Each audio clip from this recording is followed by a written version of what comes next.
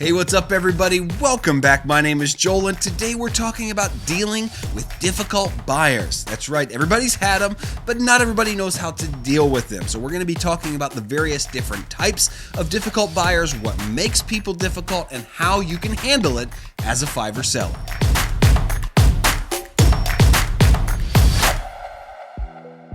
Well, if you've been a seller on Fiverr for more than 5 seconds, you know that dealing with the publics can sometimes be awkward. It can sometimes be difficult. Sometimes that's your fault, my fault. Sometimes it's not our fault. Sometimes people are just difficult. And learning how to deal with difficult buyers is as much a part of the process as anything on Fiverr. So today I've got some great content for you.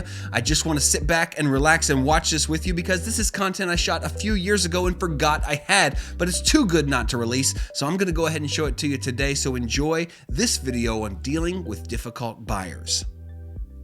Now, I will say that the evolution of what a problem buyer is and how often they pop up has changed a lot for me in more than 15 years of freelancing, my now 7 or 8 years on Fiverr. It's changed dramatically as my business has grown and changed. And I will say that at each phase, there's a new challenge. Not that some of this disappears, that like once you hit a certain level, you'll have no more problem buyers. It's that the problems become different. So just realize that you can never outgrow or outrun difficult people or difficult circumstances. If you're working with people and if you're doing a collaborative, creative thing, which I know most of you are, creative services, there are going to be some times when you don't see eye to eye, when communication is just not clicking, when something is not happening the way it should, whether that's your fault, their fault, or nobody's fault, just because communication is hard, it's going to happen. So make that your reality from the beginning. Expect some of this. Expect that things are not always going to be easy. They sometimes will be, and they should in general be pretty good, or your business has probably some deeper problems, but you're going to have problem buyers. You're going to have problem clients. And an experience of mine has been that oftentimes problem clients, if handled well, come back over and over and over again. I was working with my project manager just a couple weeks ago talking about a buyer that had notoriously been extremely picky, hard to deal with, very direct, rude, and harsh, but realizing that they have come back for over 10 projects in the span of 2 or 3 years. And obviously, we're doing something right for them to come back to us over and over and over again, yet communication with them is always difficult, it seems. There's always a head that comes to it. So realize that that's a part of running a business. That's a part of working with and for people. So you can't ever get rid of that. And that's always going to be a part of the landscape of creative services and working with people. So the first thing I want to do is establish a baseline of how to have problem buyers become less of an occurrence in your life. I think it absolutely starts with the way you frame, price, and position your services in the marketplace. Okay, now think about this for a second. It all starts with qualifying your customers correctly. If you qualify your customers before you let them in, before they become not actual customers, they go from potential customers to actual customers, qualifying them to make sure they're a good fit helps to avoid tons and tons of problems. Getting to the point in your business where you're comfortable saying, I don't think this is a good fit before it even starts, or in the beginning of the beginning phases, trying to figure out who the best fit for you is, and when a customer comes along that is just not fitting into the mold is a huge part of avoiding major problems with buyers down the road. Now, I realize that's hard when you're getting started because you see every possible sale as a precious thing. I don't want to lose out on that money. I could just grin and bear it and get through it. And what experience tells me, and I will pass along to you, is that it's rarely ever worth it. The trouble is rarely ever worth it. And a lot of times in the midst of those struggles, you say, if I could press rewind, I'd give all the money back just not to have to deal with this. So trying to qualify your customers is like pretending your business is a house and your doorway is the sale. Now, you meet people on the front porch. They see your porch from the street. They come to your porch and have a conversation. And believe it or not, you're actually in control of who comes in the house, who comes through that door. And I will be the first to say that lower prices make a wider door for your house. When I was starting out and my prices were incredibly low because I was starting and I had no portfolio, no experience, the door was wide. And so all the crazy just got inside. Now, I still had a lot of great customers because I was doing quality work. I didn't have a ton of problems. But as my prices started to increase, I realized that the really annoying, the really nitpicky, the really difficult people started to disappear and become fewer and fewer. So I don't tell you that to say you need to jack your prices up.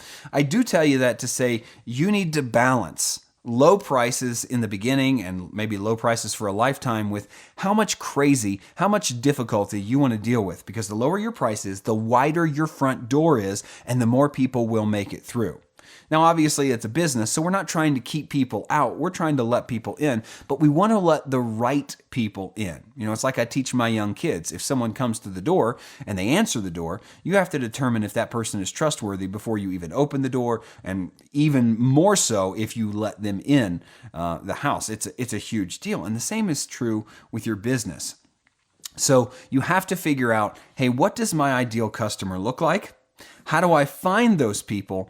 And how do I politely and gently bow out of situations where someone is obviously not a good fit for my services and thus might cause me huge problems down the road? So make sure you're qualifying your customers first and foremost. You're balancing your price so the right people are making it through the door and that the problems that can be avoided are avoided. So I developed a 3 personality description of problem buyers or difficult buyers, difficult customers that I thought I'd share. I think that the majority of the difficult buyers I've dealt with over the years have fit into one of these 3 categories. I think you'll find them a little entertaining. The first category is the terrible Terry. Now, this is in no way an admission about a bad customer named Terry. These names mean nothing. They just rhyme. You'll see. The terrible Terry. The terrible Terry always seems to be upset. His caps lock is on, and he seems to be screaming when he's typing. He always needs something right now. Is so demanding, and he's so harsh with his communication that it is a total put off to anyone trying to work for Terrible Terry. This is one of the most difficult kinds of customers to deal with. But what I've learned over the years is that sometimes Terrible Terry is not as bad of a guy as you might think he is. And the way to deal with Terrible Terry is figure out what's behind his terribleness. Sometimes it's cultural. As I worked with people all over the world, I've had to realize that my American brain perceives some things as hard, harsh, or rude, or disingenuous, when really it's just the translation. The English is not this person's first language, and the straight communication, to the point communication, that's the way it works in some cultures, and it comes across wrong in my American brain. So realize that if you're working with people worldwide, sometimes this is cultural. They're not trying to be mean. It just comes across as a little bit harsh through your lens or whatever that looks like for you. So sometimes I try to frame that and say, I got to figure out what's behind this person. You have to treat them very gently. You have to really maintain things in the face of harshness. But that's Terrible Terry. Then you have Picky Patty. Picky Patty. She will nitpick every single thing you do to death. You will do exactly what she asks you to do, and then she'll find 100 things wrong with it and ask you to redo it. And then when you redo it to the standard of those 100 new things, she's got 50 more after that. This is the person that will send you 3 pages of revisions on a 30-second video, a simple logo design. They'll change their mind all the time throughout the process. Bam, bam, bam, bam. This is Picky Patty. And she exists in abundance out there in the real world. These are micromanagers, people who are trying to hire you for your expertise, but then convince you that they really are the expert and you need to listen to them. which is always confusing for a creative because why don't you do it yourself if you know how to do it so well? So there's Picky Patty. So we've got Terrible Terry, Picky Patty, and then the third, probably my favorite because I have so much sympathy for this person, there's Middleman Mark. Middleman Mark is the mouthpiece for a team of people. And this is something that I always try to be very clear with my clients who work as a team about, that you need to pick one person to be your spokesperson. I don't need to be involved in a reply all email, which thankfully on Fiverr can't be done, but I need one person to speak to me for the entire group. I don't need to get 17 different pieces of communication. Needs to be concise and come from one person. But poor middleman Mark, he can never make a decisive action in less than a week. He can never do anything without permission. Mark is just stuck in the middle. Stuck in the middle with you. He's just stuck there waiting on people to give him feedback. And whether it's true or not, he's always blaming all changes, alterations, even not liking something on other people. And so middleman Mark is a little hard to deal with, but we all should have some sympathy for middleman Mark. All right, so I hope knowing and recognizing these three main personalities, these types of problem buyers, will help you to categorize them as you encounter them and therefore deal with them in an appropriate way. You can't handle all difficult buyers the same way because they're obviously different personalities, different types, different situations. And that's the first part of really understanding how to handle a difficult situation is reading the other person, empathizing with where they're coming from, and figuring out how you two resolve this together, because you're both in a boat together. Once the order is made, you're both in a boat together because, there is keeping problem buyers out before the purchase, and then there are people that become problem buyers after the purchase, and those are the ones you have to navigate carefully because after the purchase, they're now in the realm of a dangerous buyer because they can leave you a bad review. You're at the mercy of their rating of you, which is both a great and unfortunate system for our world. I think it's effective, but because over time it allows the best to rise to the top, but it can be scary sometimes when you're dealing with a difficult person and worried about the outcome. So here are some straight line tips on how to handle these people just in an overarching general manner while also realizing that you need to tailor this to each person. The first thing you need to do above all else, no matter what happens in every situation, handle yourself with class and be kind to people.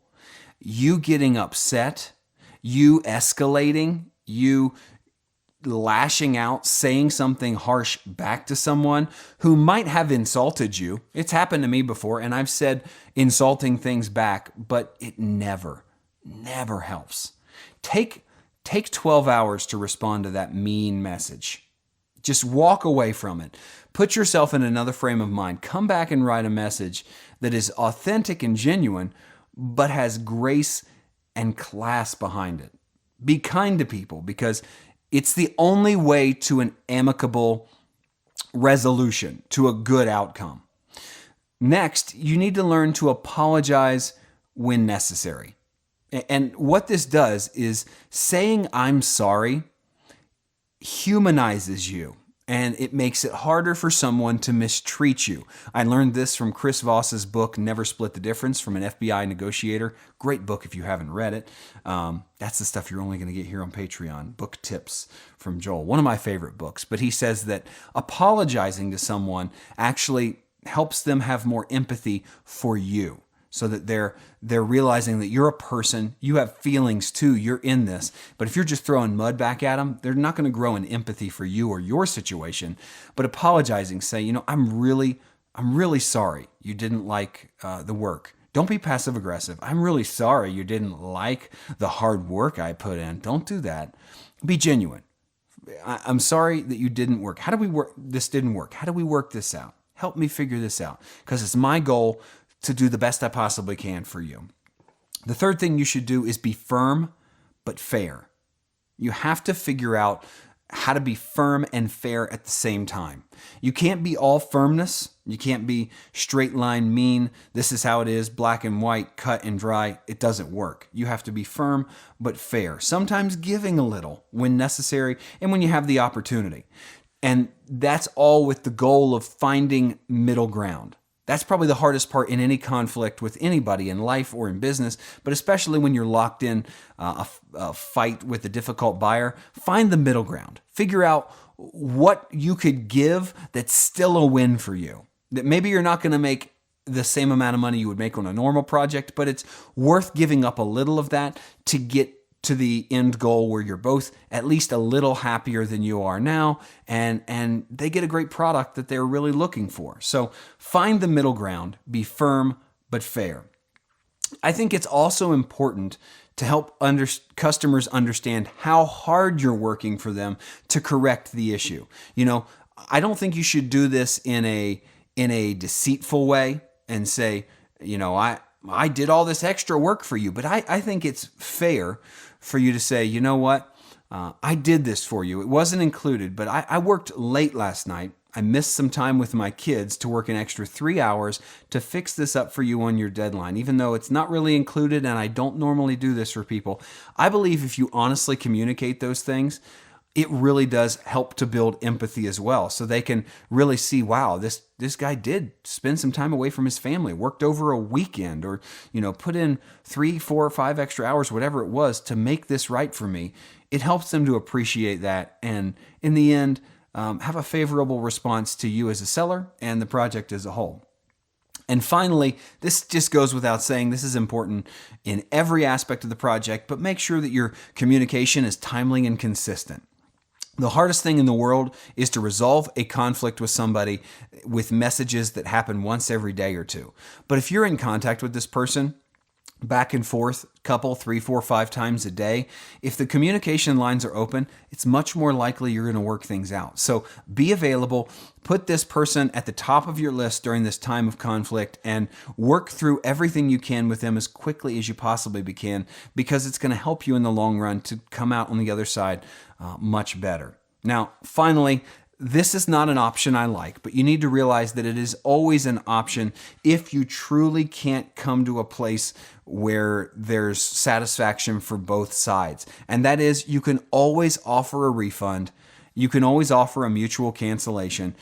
This is harder after you've delivered, because once you've delivered, the resolution center closes and you can no longer offer a mutual cancellation. Customer service has to cancel it for you then, and that does hurt your rating.